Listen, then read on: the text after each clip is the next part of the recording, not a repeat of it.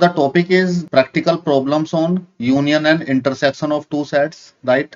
In earlier section, we have learned union, intersection, difference of two sets. In these sections, we will go through some practical problems related to our daily life. The formula derived in this section will also be used in subsequent chapters on probability. That is chapter number 16. जो formulas हम लोग यहाँ पे सीखेंगे, the applications of union and intersection we learn here. It is also useful in chapter number 16 also. So now let's start this topic.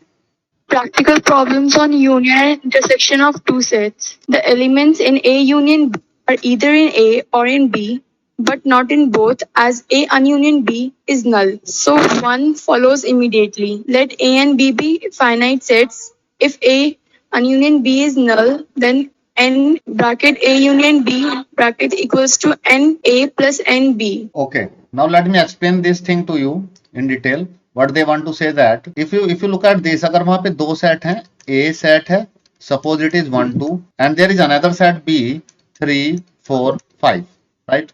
So the first condition in this formula is it is given that A and B is equal to 5. ये condition है A intersection B. तो A intersection B find करते हैं इसमें. देखिए क्या common element है, 1 है यहाँ पे, नहीं है, 2 है, नहीं है, तो ये 5 के इक्वल है. Yes, so this condition applicable on this formula. ठीक है, अब मुझे आप ये बताइए इसके अंदर एलिमेंट कितने हैं, एन के, n A is equal to, n A के अंदर दो एलिमेंट है, 1 2. ठीक है, so this n written here, if you look at this, यहाँ पे आप देखेंगे तो एन ए लिखा हुआ है. एन का मतलब है number of element, A means set A के अंदर, right? Look at this n B, n B is equal to कितने एलिमेंट है, 1 2 3, तीन एलिमेंट है. तो वो ये कह रहे हैं, अगर हम लोग अब यहाँ पे एक चीज और फाइंड करते हैं, A union B, A union B. A union B means all the element of set A and set B के सारे एलिमेंट लिख लीजिए, 1 2 3 4 5. ठीक है, एक चीज और यहाँ पे देख लेते हैं, एन ए यूनियन बी के अंदर कितने एलिमेंट हैं, ए यूनियन बी के 1 2 3 4 5, तो 5 एलिमेंट है. ठीक है, वो ये कहना चाहते हैं इस क्वेश्चन में कि ये जो 5 लिखा हुआ है, this 5 can also be written as this 2 plus this 3, ऐसे भी लिख सकते हैं. वो ये कहना चाह रहे हैं इसमें, अगर आप देखेंगे, this is the formula, they want to say that this one. तो जो ए यूनियन बी के अंदर जो एलिमेंट आते हैं, वो सेट ए के अंदर जितने एलिमेंट हैं और सेट बी के अंदर जितने एलिमेंट हैं, दोनों को अगर ऐड कर दें, then that is equal to the element in A union B. So यहां से हमें एक फॉर्मूला मिला. So that formula they want to explain it here. A union B के अंदर कितने एलिमेंट होंगे, जितने ए के अंदर होंगे प्लस जितने एलिमेंट बी के अंदर होंगे. So this is n A union B, right? I hope this is clear to you, this formula. And this formula is only applicable when it is A and B equal to 5, जब दोनों में कोई भी common element ना हो, right? Now let me explain this with the help of the Venn diagram to you. Then it is easy to understand it. Let me draw two rough circles here. Look at this. This is the intersecting circle. So these do not work here. So this is the circles. Let me draw the rectangle on this side. So this is the rectangle, right? इनको नाम दे देता हूँ. Suppose it is A, it is B, it is universal set U. तो देखिए A के अंदर कितने element है, 1 2. B के अंदर कौन कौन एलिमेंट है, 3 4 5. अब हमें ए यूनियन बी के अंदर एलिमेंट निकालने, कोई कॉमन एलिमेंट है, नहीं है.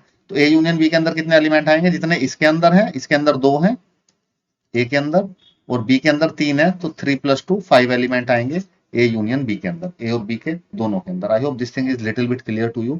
Now this is the first formula, this is the practical application we are going to apply here in this exercise number 1.6, the union and intersection, right? So this is the formula number 1. Now look at this formula number 2. Condition क्या है यहाँ पे, A and B किसके equal होना चाहिए, 5 के. अगर ये 5 के इक्वल नहीं है, तब क्या होगा, what will happen in that case? Now look at this formula number 2. So this is the formula here written here. In this case A and B are finite set. The first condition is A and B are finite set, and the condition is that A intersection B is not equal to 5. ये 5 के equal नहीं है. उस case में क्या होगा, देखिए, let me explain this situation with the help of Venn diagram too. Look at this is the Venn diagram. Suppose this is set A, this is set B, and this is universal set, right? So let suppose let कर लेते हैं, ए के अंदर जो element है वो है 1 2 3, ठीक है. बी के अंदर जो एलिमेंट है सपोज बी के अंदर है 3 4 5, राइट। ए यूनियन बी के अंदर कितने एलिमेंट है? What is element in A union B? It's 1 2 3। देखिए ए के अंदर 3 थे तो तीनों लिख लिया मैंने।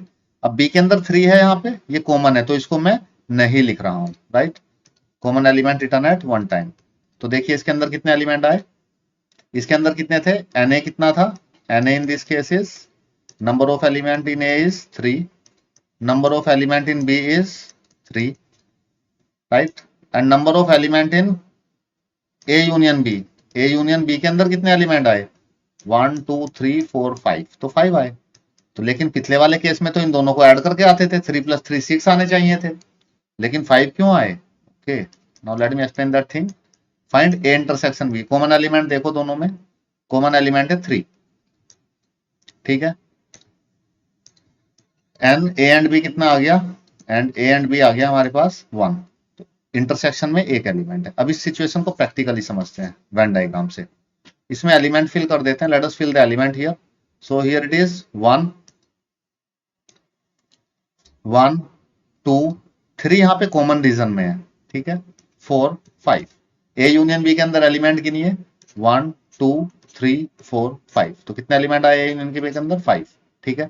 अब इसका फॉर्मूला कैसे बना? If you look at the formula here, let me write this formula here again. It is n A union B is equal to n A plus n B minus intersection.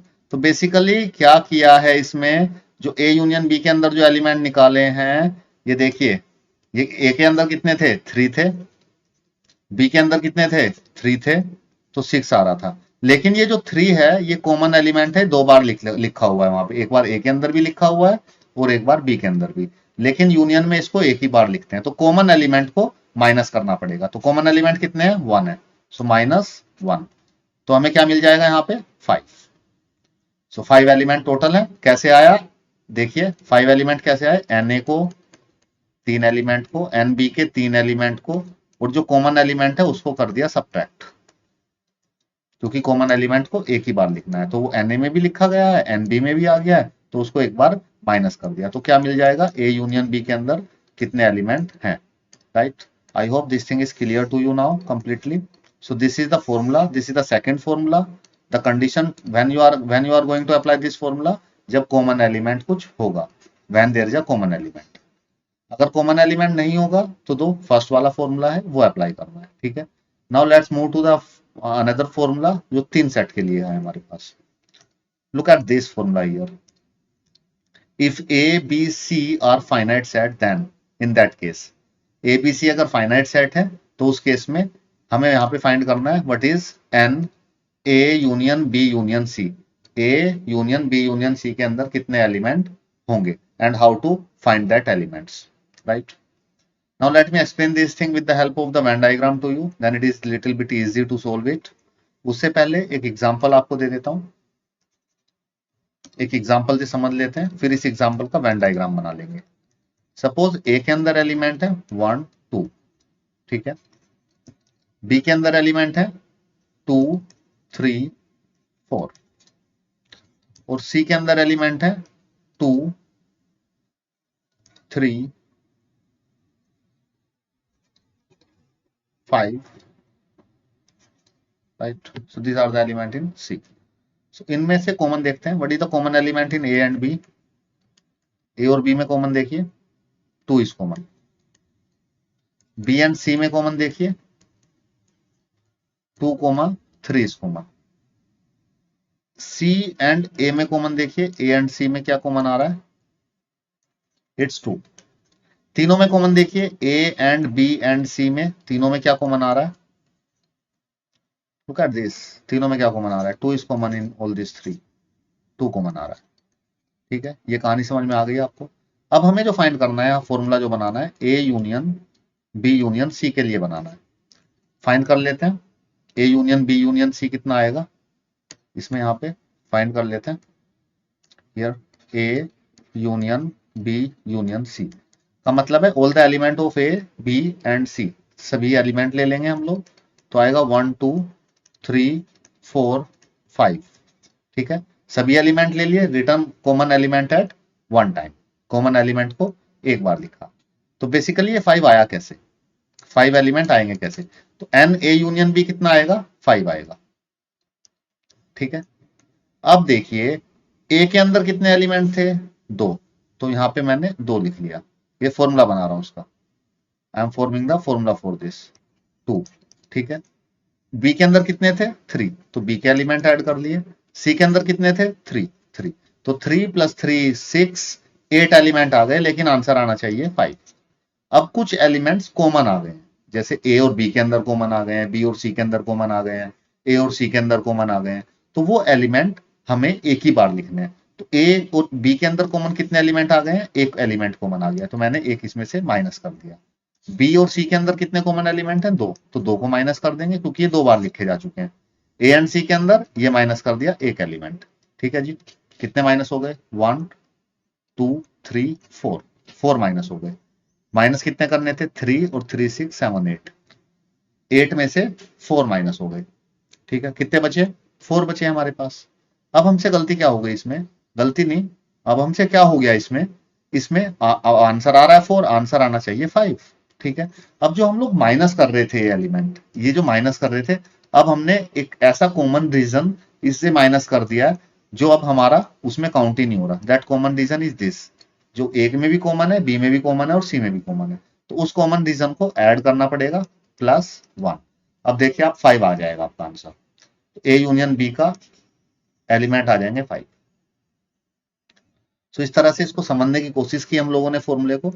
अब ये formula देखिए यहाँ पे, look at this formula here, so whatever I have written here, तो मैं यहाँ पे ही लिख देता हूँ इस फॉर्मूले को। तो n A union B union C, let me write it one time again, and if you look at it here, n A को एन बी से ऐड किया, एन सी से ऐड किया, ए एंड बी का common element minus, B and C का common element minus, A and C का common element minus, और ये रीजन फिर हमने ऐड किया। राइट, कैसे, ये 2 क्या था, ये 2 था n A. What is this 3, this is n B.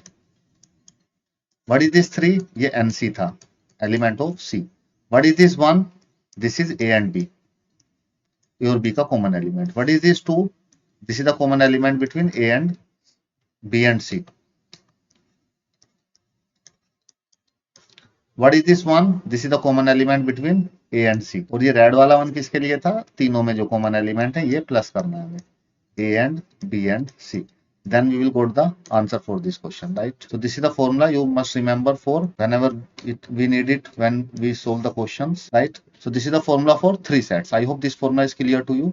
Let us solve some question based on this from the exercise. Then it will be completely clear to you all.